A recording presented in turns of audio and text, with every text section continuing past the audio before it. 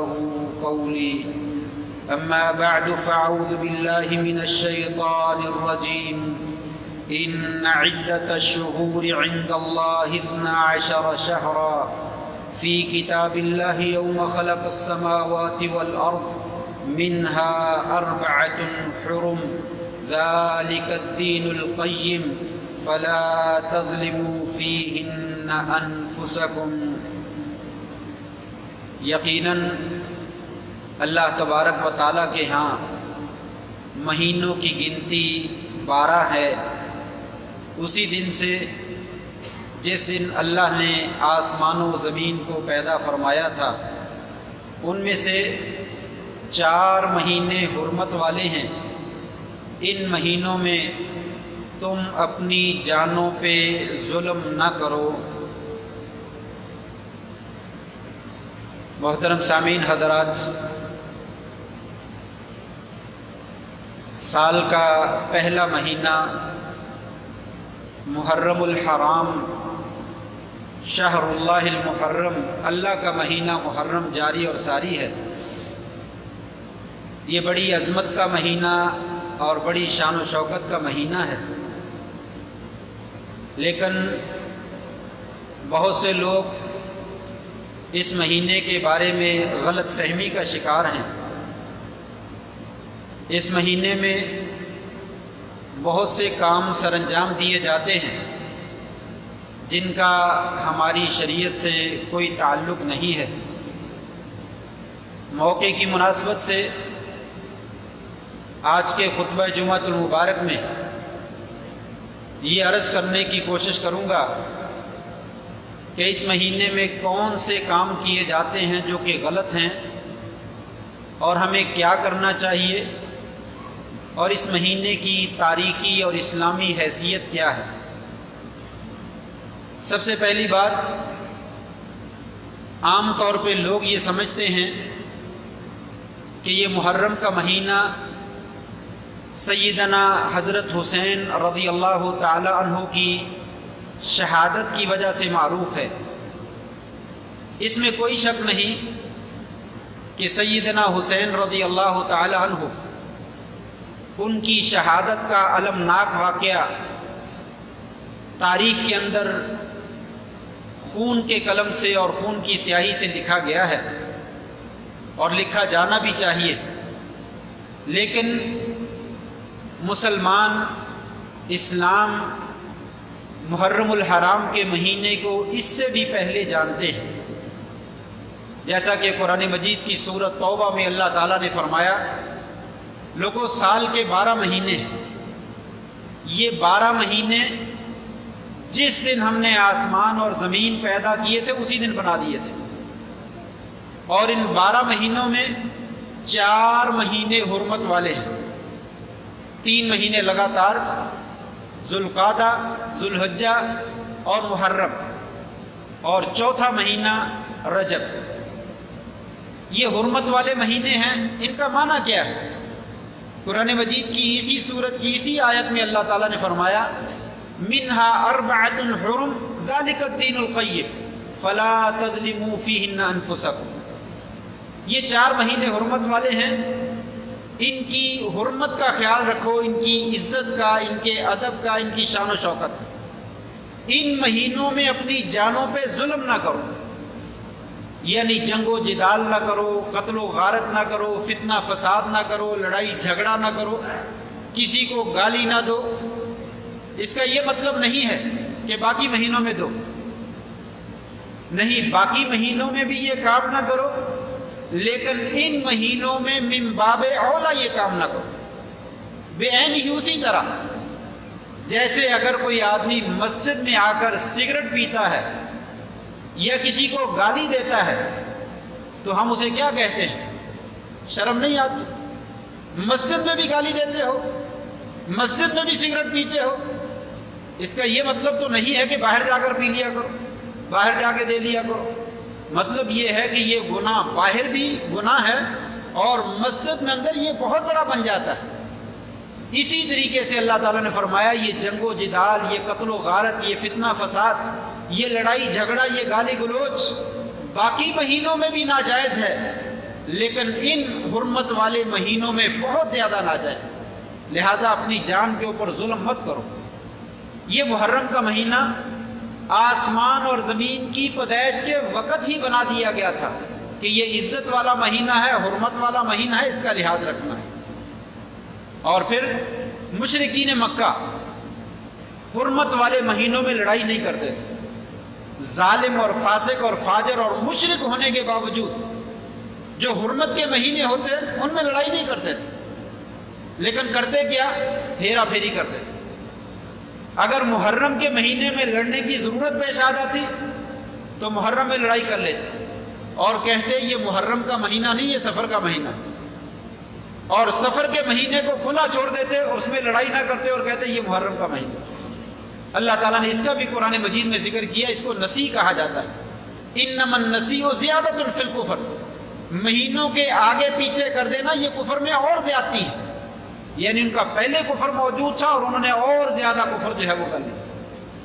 تو زمانہ جاہلیت میں بھی مشرکین ان مہینوں کا احترام ضرور کرتے تھے، لیکن ہیرا پھیری اور گیڑا دینے کے بعد اللہ تعالیٰ نے فرمایا لوگوں ان مہینوں میں اپنی جانوں پہ ظلم نہ کرو، گناہ کے کام نہ کرو۔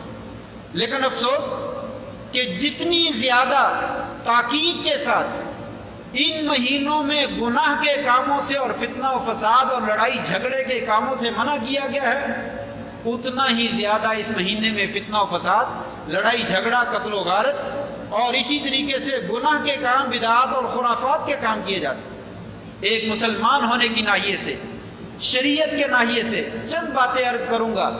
کسی کا دل دکھانا مناسب نہیں ہے، کسی کو اذیت اور تکلیف دینا مناسب نہیں ہے۔ بحیثیت مسلمان ہمیں ان مہینوں میں کون سے کام کرنے چاہیے اور کون سے نہیں کرنے چاہیے۔ مثلا اس مہینے میں بالخصوص لوگ قبرستان جاتے ہیں، قبروں کے اوپر مٹی ڈالتے ہیں، مردوں اور عورتوں کا اختلاط ہوتا ہے، یہ کام شریعت سے ثابت ہے۔ آپ صلی اللہ علیہ وسلم نے قبرستان کی زیارت کا حکم دیا ہے اور اس کی زیارت مشروع ہے، سنت سے ثابت ہے، ضرور کرنی چاہیے، لیکن کب اس کا وقت شریعت نے متعین نہیں کیا، وقت نہیں بتلایا۔ جمعے کے دن جاؤ، جمعرات کے دن جاؤ، صبح کو جاؤ، دوپہر کو جاؤ، شام کو جاؤ، نہیں، جب موقع ملے، جب تمہارا جی چاہے۔ فَإِنَّهَا تُذَكِّرُكُمُ الْآخِرَةَ، قبرستان کی زیارت کا بنیادی مقصد یہ ہے کہ یہ تمہیں آخرت یاد دلاتی ہے۔ اب جہاں پہ بے پرد مرد اور عورتیں جا کر مٹی ڈالیں، وہاں پہ کون سی آخرت یاد آتی؟ اور پھر محرم کے مہینے کو خاص کر کے اس مہینے میں جو ہے وہ قبرستان میں مٹی ڈالنا، یہ شریعت سے ثابت نہیں ہے۔ قبریں اسی حالت میں رہنے دینی چاہیے، الا یہ کہ کوئی قبر زیادہ ہی گری ہوئی ہے اس کو تھوڑا سا سیدھا کر دیا جب ضرورت محسوس، نہ کہ اس کا کوئی خاص وقت ہے۔ قبرستان ضرور جانا چاہیے، لیکن بغیر وقت کی تعین اور بغیر مرد و زن کے اختلاط۔ جب آپ کا جی چاہے چلے جائیں، اور اسپیشل مٹی ڈالنا قبروں کے اوپر یہ بھی سنت سے ثابت، کسی صحیح حدیث میں اس کا جو ہے وہ ذکر نہیں ملتا۔ اسی طریقے سے دوسرا کام یہ کیا جاتا ہے کہ اس مہینے میں خوشی نہیں منائی جاتی، غمی کا اظہار کیا جاتا ہے، اس میں کوئی شک نہیں۔ سیدنا حسین رضی اللہ تعالیٰ عنہ کی شہادت ایک انتہائی غمناک اور المناک واقعہ ہے۔ جنہوں نے ظلم کیا، تاریخ کی، انسانیت کی تاریخ کا بہت بڑا اور بہت گہرا ظلم کیا ہے، اس میں کوئی دو رائے نہیں۔ جن لوگوں نے ظلم کیا، ہماری دعا ہے اللہ تبارک و تعالیٰ انہیں جہنم رسید فرمائے اور ان کے اوپر جو ہے وہ اپنی عذاب کا کوڑا برسائے، یہ اس میں کوئی دو رائے نہیں۔ لیکن کیا جب کبھی کسی کی شہادت ہو جاتی ہے یا کسی کی وفات ہو جاتی ہے تو تاریخ میں ایسا ہی ہے کہ ہر سال اس کا غم جو ہے وہ زندہ کیا جاتا ہے، اس کے اوپر جو ہے وہ سوگ منایا جائے اور اس کے اوپر شادی اور بیاہ اور خوشی کے کام جو ہے وہ ختم کر دیے جائیں، ایسا نہیں۔ تاریخ ہمیں بتلاتی ہے جس دن نبی کریم صلی اللہ علیہ وسلم کا حسنین کے نانا جان کا انتقال ہوتا ہے، پوری دنیا میں اندھیرا چھا جاتا ہے، اسلام تاریک نظر آتا ہے، مسلمانوں کو کوئی راستہ جو ہے وہ سجائی نہیں دیتا۔ لیکن کیا آج بھی ہم نبی کریم صلی اللہ علیہ وسلم کی وفات کے اوپر صفحے ماتم بچھاتے ہیں، ہم ان کا سوگ مناتے ہیں؟ کیا تاریخ میں ابو بکر صدیق رضی اللہ تعالیٰ کا انتقال نہیں ہوا؟ عمر فاروق رضی اللہ تعالیٰ کی شہادت کا اندوہناک واقعہ پیش نہیں آیا، حضرت عثمان رضی اللہ تعالیٰ کی شہادت کا واقعہ پیش نہیں آیا، حضرت علی رضی اللہ تعالیٰ کی شہادت کا واقعہ پیش نہیں آیا، حضرت حسن رضی اللہ تعالیٰ کو زہر دے کر شہید نہیں کیا گیا۔ الغرض کس کس کا نام لوں؟ اگر تاریخ میں تمام اکابرین کا، اپنے بزرگوں کا، علماء کا، نبی کا، صدیقوں کا، شہیدوں کا نام لوں تو تاریخ جو ہے وہ بھر جاتی ہے۔ ہمارا تو پھر کوئی دن جو ہے وہ سوگ سے خالی جاتا ہے، سارا سال جو ہے وہ سوگ میں ہی منایا جائے گا، ایسا نہیں۔ اسلام نے ہمیں خوشی اور غمی منانے کا حکم دیا ہے، خوشی اور غمی منانے کا طریقہ بتلایا ہے۔ سوگ کسی بھی میت کے اوپر 3 دن تک ہوتا ہے، 3 دن تک ہوتا ہے، 3 دن سے زیادہ نہیں ہوتا، سوائے عورت کے لیے اگر اس کا شوہر فوت ہو جائے تو اسے 4 مہینے 10 دن سوگ منانے کا حکم دیا۔ نبی کریم صلی اللہ علیہ وسلم کی زوجہ محترمہ ام حبیبہ بنت ابی سفیان، نبی کریم صلی اللہ علیہ وسلم کی وفات کے بعد ان کے والد گرامی ابو سفیان فوت ہوتے ہیں۔ 3 دن کے بعد خوشبو منگوائی، کریم منگوائی، تیل منگوایا، اسے اپنے چہرے کے اوپر لیپ کیا اور اپنے قریب جو خواتین بیٹھی ہوئی تھیں ان سے کہا میرے شوہر نبی کریم صلی اللہ علیہ وسلم فوت ہو چکے ہیں، دنیا سے جا چکے ہیں، میرے لیے زیب و زینت اختیار کرنا اس وقت کوئی معنی نہیں رکھتا، مجھے کوئی ضرورت نہیں، لیکن میں تمہیں سنت بتلانے کے لیے، شریعت بتلانے کے لیے خوشبو استعمال کی ہے کہ کسی بھی عورت کے لیے جائز نہیں، کسی مرد کے لیے جائز نہیں کسی میت پہ وہ سوگ منائے 3 دن سے زیادہ۔ آج میرے 3 دن پورے ہو گئے، میں کریم لگا کر، خوشبو لگا کر تمہیں بتلا رہی ہوں کہ سوگ جو ہے وہ ختم ہو۔ 3 دن کے بعد سوگ ختم ہو جاتا، صدیوں تک نہیں چلتا، سال ہا سال تک نہیں چلتا، 3 دن کے بعد سوگ ختم ہو جاتا۔ یہ آپ کی حدیث ہے کہ کسی مرد کے لیے، کسی عورت کے لیے جو اللہ اور آخرت پر ایمان رکھتا ہے اس کے لیے جائز نہیں ہے کہ وہ کسی میت پر 3 دن سے زیادہ جو ہے وہ سوگ منائے۔ لہٰذا اس وقت نہ سوگ منانا چاہیے نہ خوشی کا اظہار کرنا چاہیے۔ اگر آج کوئی خوشی کا موقع ہے تو خوشی منا لے، اگر آج کوئی غمی کا موقع ہے غمی منا لے۔ یہ ضرور ہے کہ سیدنا حسین رضی اللہ تعالیٰ کی شہادت کا ذکر کیا جائے، ان کی سیرت کا ذکر کیا جائے، ان کے ساتھیوں کو، ان کے صحابہ سے تعلق، صحابہ کا ان کے ساتھ تعلق، امت کے اندر ان کی کارگزاری کا ذکر کیا جائے، اس میں کوئی شک نہیں، اور ان کی سیرت سے جو ہے وہ سبق حاصل کیے تھے۔ تو لہٰذا یہ سوگ ختم ہو چکا ہے، اب اس کا سوگ نہیں منانا چاہیے۔ اسی طرح تیسرے نمبر پر شریعت نے سوگ منانے کا بھی طریقہ بتلایا ہے۔ انسان کا رو لینا کسی غمی کے موقع پر اسے جائز قرار دیا، لیکن جزا فضا کرنا، بین ڈالنا، گرے بان چاک کرنا، سر پیٹنا، سینہ کوبی کرنا، شریعت نے اس کی اجازت نہیں دی۔ آپ نے وضاحت کے ساتھ فرمایا لیس منا من ضرب الخدود او لطم الخدود وشق الجیوب ودعا بدعوى الجاہلیہ، جو چہروں پہ دہتر مارتا ہے، اپنا گریبان چاک کرتا ہے، اپنی سینہ کو بھی کرتا ہے، اپنے کپڑے پھاڑتا ہے، اس کا ہمارے ساتھ کوئی تعلق نہیں۔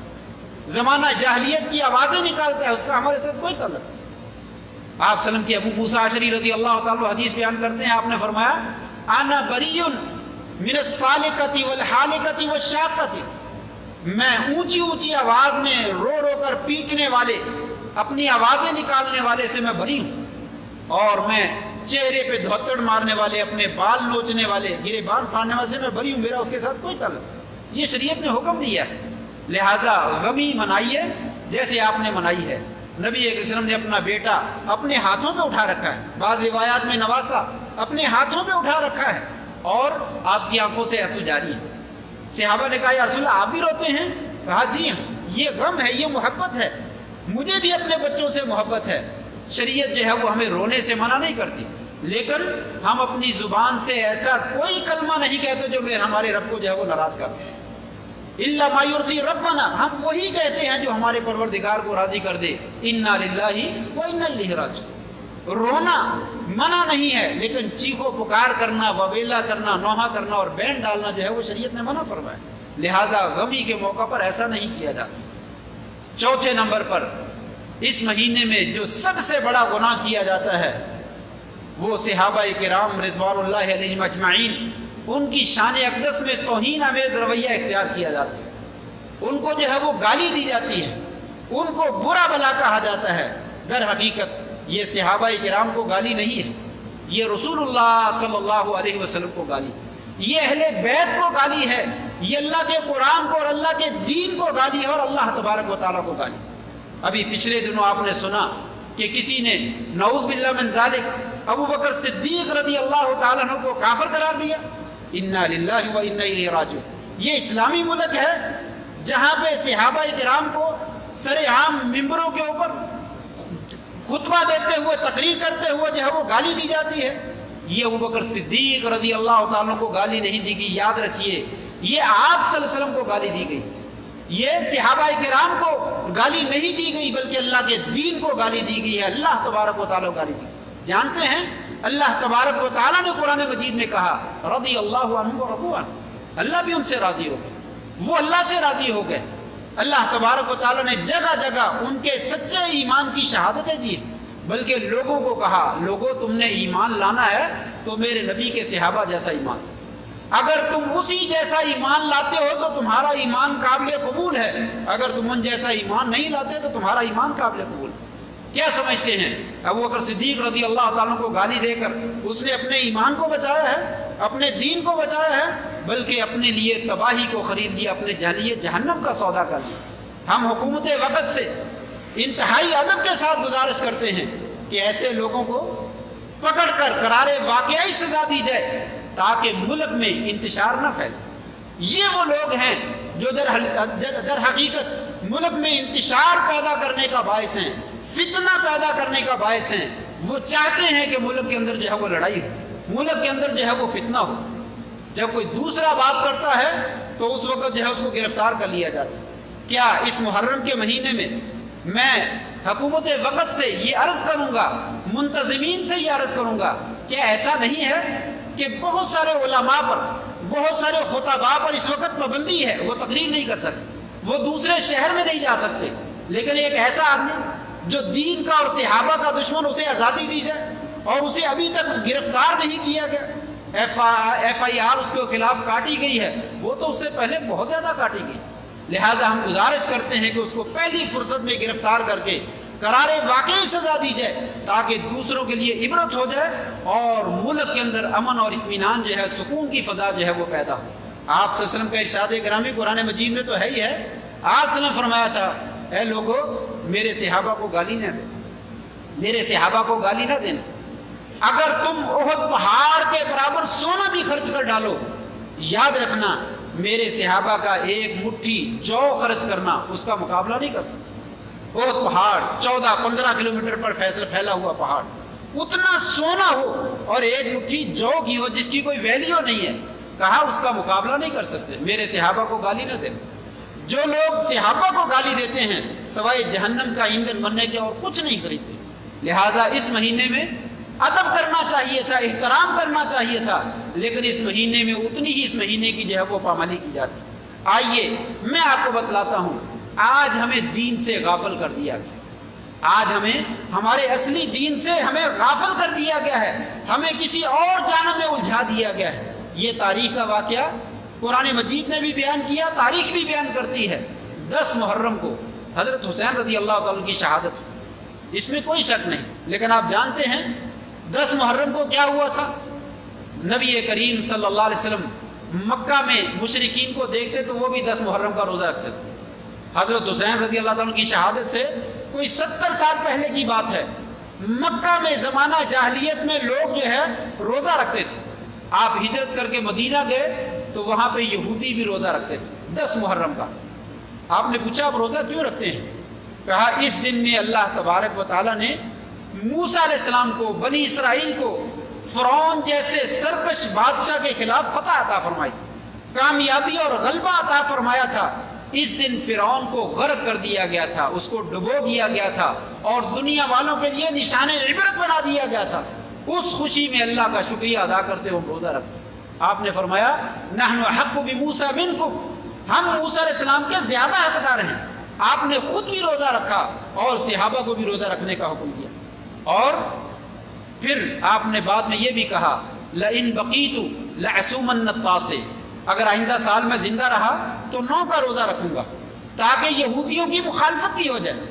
10 محرم کا روزہ تو اس کی فضیلت کی وجہ سے ہے، جیسا کہ آپ نے فرمایا جو آدمی 10 محرم کا روزہ رکھتا ہے اللہ تبارک و تعالیٰ مجھے امید ہے اس کے پچھلے 1 سال کے گناہ معاف کر دوں، اور اگر میں زندہ رہا تو 9 کا بھی رکھوں گا، لیکن اگلے سال آپ دنیا سے تشریف لے گئے، آپ روزہ نہ رکھ سکے۔ آج اختلاف ہوتا ہے کہ 9 کا رکھیے یا 10 کا رکھیے۔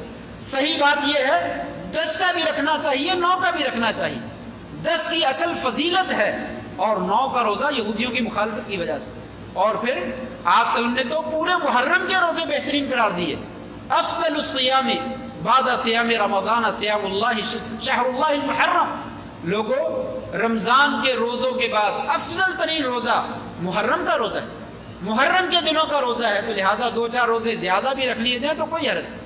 لہٰذا جہاں پہ 10 کا روزہ رکھنا چاہیے وہاں پہ 9 کا بھی رکھنا چاہیے۔ میں عرض یہ کرنا چاہتا ہوں 10 کا روزہ کس خوشی میں، اس تاریخ کو کوئی یاد نہیں کرتا۔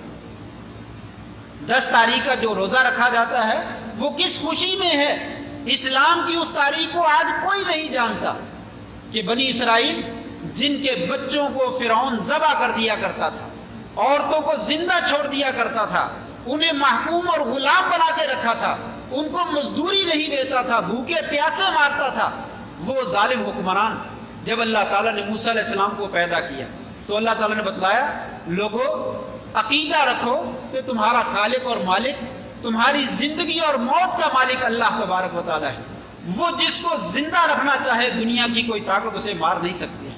موسیٰ علیہ السلام اس سال پیدا ہوئے جس سال فرعون بچوں کو ہلاک کر دیا کرتا تھا۔ ماں نے بچے کو جنم دیا، خوف زدہ ہوئی، اللہ تبارک و تعالیٰ نے دل میں القاء کیا ماں بچے کی ماں غم زدہ نہ ہو، جس دن تجھے ڈر محسوس ہو اس کو صندوق میں بند کر کے دریا کے حوالے کر۔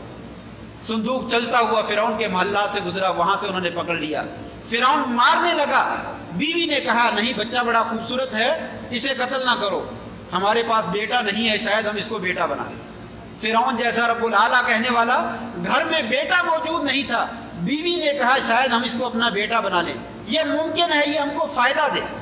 فرعون نے بچے کو چھوڑ دیا اور گھر میں پرورش پانے لگا۔ دودھ کی باری آئی، اللہ تبارک و تعالیٰ نے تمام دودھ پلانے والی عورتوں کا دودھ بچے پہ حرام کر دیا۔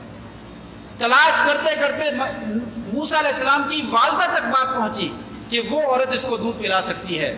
اللہ تبارک و تعالیٰ نے موسیٰ کے دل میں القاء کیا وہاں نہیں جانا، یہیں پہ اپنے بچے کو منگواؤ، میں تیرے بچے کو تیرے گھر واپس دلواؤں گا۔ فرعون کے گھر سے بچہ گھر واپس جاتا ہے، موسیٰ علیہ السلام کی والدہ سے دودھ پیتا ہے اور دودھ پی کے پھر محلات میں واپس آ جاتا ہے۔ اور اس دودھ پلانے کا اللہ تبارک و تعالیٰ نے موسیٰ علیہ السلام کی ماں کو معاوضہ بھی ادا کروایا۔ فرعون اس کی پرورش بھی کر رہا ہے اور ماں ہی دودھ پلا رہی ہے، لیکن دودھ پلانے کا معاوضہ بھی اس کو دیتا ہے۔ اللہ تعالیٰ نے ذکر کیا لوگوں یہ میری ربوبیت ہے، یہ دیکھو میرے کارنامے، یہ دیکھو میری قدرت کہ وہ ظالم بادشاہ جو کسی کو جینا حرام کر دیتا ہے، وہ بچے کو مارنا چاہتا ہے، لیکن میں نے کیسے بچا کے دکھایا، اسی کے گھر میں پہنچا کے میں نے اس کی پرورش کروائی۔ پھر اس کے بعد قصہ بہت طویل ہے، وقت بہت تھوڑا سا ہے، میں بات کو اختتام تک پہنچاؤں۔ موسیٰ علیہ السلام بڑے ہو گئے، نبوت کا دعویٰ کیا، نشانیاں دکھائیں۔ موسیٰ نے فرعون نے کہا کیا نشانی ہے، لاٹھی پھینکی، ایک بہت بڑا اژدہا بن گیا۔ تاریخ میں بڑی عجیب و غریب باتیں ہیں، لیکن قرآن مجید نے یہ کہا ثعبان مبین، بہت بڑا واضح اژدہا بن گیا۔ فرعون اس سے ڈرا، اس کے حواریوں نے کہا یہ جادوگر لگتا ہے، ہاتھ بغل سے نکال کر باہر کیا تو چمکتا ہوا روشن سورج کی طرح نظر آیا، کہا یہ 2 نشانیاں ایمان لے آؤ، ایمان نہیں لایا بلکہ اسے جادو سمجھا اور جادوگروں کو بلا لیا۔ جادوگر بھی آگے، مقابلہ ہوا، موسیٰ علیہ السلام نے کہا ڈالو جو تم نے ڈالنا ہے۔ انہیں بڑا ناز تھا، اپنی چھوٹی چھوٹی لاٹھیاں اور اپنی رسیاں انہوں نے زمین پہ پھینکی، وہ سارا میدان سانپوں سے بھر گیا۔ حتیٰ کہ قرآن مجید کی بعض آیات میں ہے کہ موسیٰ علیہ السلام نے بھی اپنے دل میں ڈر محسوس کیا، اتنا زیادہ وہ جادو لے کر آئے، موسیٰ علیہ السلام نے بھی ڈر محسوس کیا۔ اور جادو آنکھوں پہ کیا جاتا ہے، حتیٰ کہ اس کی تاثیر انسان اپنے اوپر محسوس کرتا ہے۔ بعض لوگ کہتے ہیں جادو کچھ نہیں ہوتا، کچھ نہیں کیوں ہوتا، قرآن بتلا رہا ہوتا ہے، لیکن اللہ کے حکم سے ہوتا ہے۔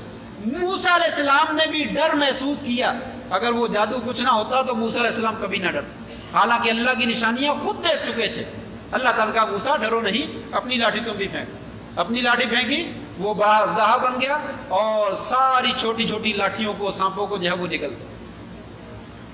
جادوگروں نے دیکھا کہ ہمارا جادو یہ کام نہیں کر سکتا. ہم بھی جادو کرتے ہیں لیکن جادو اس طرح کا کام نہیں کرتا. یہ موسیٰ علیہ السلام کے پاس جو لاٹھی اژدہا بنی ہے یہ جادو نہیں ہے، یہ معجزہ ہے، یہ نشانی ہے اس کی نبوت کی. فوراً موسیٰ علیہ السلام کے اوپر جو ہے وہ ایمان لے. لیکن فرعون اس بات کو نہ سمجھ سکا اور اپنی ضد اور اڑی کے اوپر قائم رہا اور انکار کر دیا اور کہا تم ایمان لے آؤ، تمہیں میں ذبح کروں، تمہیں کاٹوں گا، تمہیں سولی چڑھاؤں گا، تم میری مرضی کے بغیر ایمان لے آؤ. قصہ مختصر. اس سے بھی آگے چلے، بنی اسرائیل کو لے کر موسیٰ علیہ السلام جو ہے وہ روانہ ہوئے. آگے دریا، پیچھے فرعون کا لشکر پہنچ گیا. قوم کہنے لگی موسیٰ انا لمدرکون، موسیٰ مارے گئے. اب پکڑے گئے، پیچھے فرعون کا لشکر ہے، آگے دریا ہے، کیسے پار کریں گے، کہاں جائیں گے، اب ہمیں کوئی بچانے والا نہیں. موسیٰ علیہ السلام نے کہا یہ 10 محرم کا واقعہ ہے، لوگوں یہ تاریخ کو یاد کرو، ہماری تاریخ ہمیں کیا بتلاتی ہے. موسیٰ نے کہا کلا ان معی ربی سیہدی، لوگوں میرے ساتھ میرا رب ہے اور میری رہنمائی ضرور کرے گا اور مشکل کے وقت وہ میری مدد ضرور کرے گا. ضرورت اسلحہ کی ضرورت ضرور پڑتی ہے، پیسے کی ضرورت ضرور پڑتی ہے، ٹیکنالوجی کی ضرورت ضرور پڑتی ہے، لیکن اصل مدد جو ہے وہ مسلمانوں کے لیے اللہ کی طرف سے ہوتی ہے. آج ہم کمزور اسی وجہ سے ہیں کہ مادیت پرستی کا دور ہے. مادیت کے اوپر تو ہمارا ایمان اور یقین ہے، اللہ کے اوپر ہمارا ایمان اور یقین. مادیت دنیا کے اسباب ہیں، انہیں اختیار ضرور کرنا چاہیے لیکن اصل بھروسہ اللہ پہ رکھنا چاہیے. موسیٰ علیہ السلام نے کہا کلا ان معی ربی سیہدی، میرے ساتھ اللہ ہے، وہ ضرور رہنمائی کرے گا. معلوم ہے یہ وہی جملہ تھا جو نبی کریم صلی اللہ علیہ وسلم نے غار ثور میں کہا تھا، لا تحزن ان اللہ معنا. ابوبکر صدیق نے کہا یا رسول اللہ اگر وہ پاؤں کی طرف دیکھنے ہم پکڑے جائیں، دشمن سر کے اوپر پہنچ چکا ہے. آپ نے فرمایا کلا، ہرگز نہیں، اے ابوبکر گھبراؤ نہیں، لا تحزن ان اللہ معنا، اللہ ہمارے ساتھ ہے. جب اللہ ہمارے ساتھ ہے تو دنیا کی کوئی طاقت ہمیں نقصان نہیں پہنچا سکتی. موسیٰ علیہ السلام نے، اللہ تعالیٰ نے حکم دیا موسیٰ اپنی لاٹھی دریا میں مار. دریا میں ماری، 12 رستے بن گئے، قوم جو ہے وہ آسانی سے پار چلی گئی. اللہ تبارک و تعالیٰ ٹیکنالوجی کا محتاج نہیں ہے، اللہ تبارک و تعالیٰ اسلحے کا اور پیسے کا محتاج نہیں ہے، وہ اپنے بندوں کی مدد کرتا ہے. بس شرط یہ ہے کہ بندہ مخلص ہو کر اس کے ساتھ ہو جائے، مخلص ہو کر اس کے دین کا کام کرے، اس کی مدد میں لگ جائے، پھر اللہ تبارک و تعالیٰ کی مدد جو ہے وہ شامل حال ہوتی ہے. فرعون ٹیکنالوجی کا ماہر، جادو کا ماہر، اس کے پاس کتنے قسم کے جادوگر تھے اور کتنے قوی قسم کے لشکر تھے، اپنی فوج کے اوپر گھمنڈ کرنے والا. وہ نشانی دیکھ کر بھی عقل نہ پا سکے کہ موسیٰ کمزور بنی اسرائیل یہ دریاؤں کے اندر سے گزر کر کیسے چلے گئے، یہاں پہ راستے آنن فانن کیسے بن گئے، اتنی جلدی تو کوئی پل بھی نہیں بنا سکتا ہے، یہ کیسے ہو گیا. لیکن یہ سمجھائی اس لیے کہ جب انسان دین کا مخالف بن جاتا ہے عقل کے پردے معاف ہو جاتے ہیں، عقل جواب دے جاتی ہے. وہ بھی بھاگا اسی کے اوپر کہ میں بھی اس کے اوپر چل کر جو ہے وہ موسیٰ کو اور اسے ساتھیوں کو پکڑ لوں. درمیان سمندر میں، دریا میں اللہ تبارک و تعالیٰ نے غرق کر دیا. یہ ہے وہ 10 محرم کہ لوگوں اللہ تبارک و تعالیٰ سپر پاور قوتوں کو نہیں دیکھتا، ٹیکنالوجی کو نہیں دیکھتا، پیسے کو نہیں دیکھتا، وہ بندوں کے دلوں کو دیکھتا. میرے بندے دل سے میرے ساتھ موجود ہیں، اللہ تبارک و تعالیٰ ان کی مدد کرتا، اپنے دین کو غالب کرتا ہے. فرعون قوتوں کے باوجود، پیسے اور اسلحے اور فوج کے باوجود، درمیان دریا کے اللہ تبارک و تعالیٰ نے ہوتے دے دے کر غرق کر کے لوگوں کے لیے، بلکہ پوری کائنات کے لوگوں کے لیے اس کو نمونہ بنا دیا اور عبرت بنا دیا. لوگوں یہ ہماری تاریخ. 10 محرم کو ہم اس لیے روزہ رکھتے ہیں کہ اسلام زندہ ہوا تھا. اس دن اللہ تبارک و تعالیٰ نے کمزور لوگوں کی مدد کی تھی. اللہ تبارک و تعالیٰ اپنے ساتھیوں کی، اپنے بندوں کی مدد کرتا ہے، ان کی حفاظت کرتا ہے. یہ ہمارا دین ہے، یہ ہمارا ایمان ہے. اس مہینے کا ضرور ادب کرنا چاہیے، اس کا ضرور احترام کرنا چاہیے، بالخصوص روزے رکھنے چاہیے. اس میں فتنہ فساد نہیں کرنا چاہیے، اس میں گالی گلوچ نہیں دینی چاہیے، اس کا ادب اور احترام کرنا چاہیے.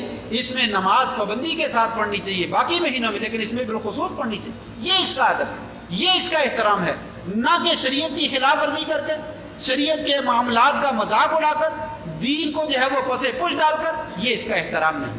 آج ہمیں ضرورت اس بات کی ہے کہ اپنے دین کی طرف واپس پلٹیں، اپنے دین کی طرف آئیں، اپنے دین کو سمجھیں، اور جو دین نے ہمیں حکم دیا ہے اس کے مطابق ہم عمل کریں۔ اللہ تبارک و تعالیٰ سے دعا ہے اللہ کریم ہمیں صحیح معنوں میں دین کو سمجھ کر اس کے مطابق اپنی زندگی بنانے کی توفیق عطا فرمائے۔ وآخر دعوانا ان الحمدللہ رب العالمین۔ اس ویڈیو کو شیئر ضرور کریں، ہو سکتا ہے آپ کے ایک شیئر سے یہ بات کسی کے دل میں اتر جائے۔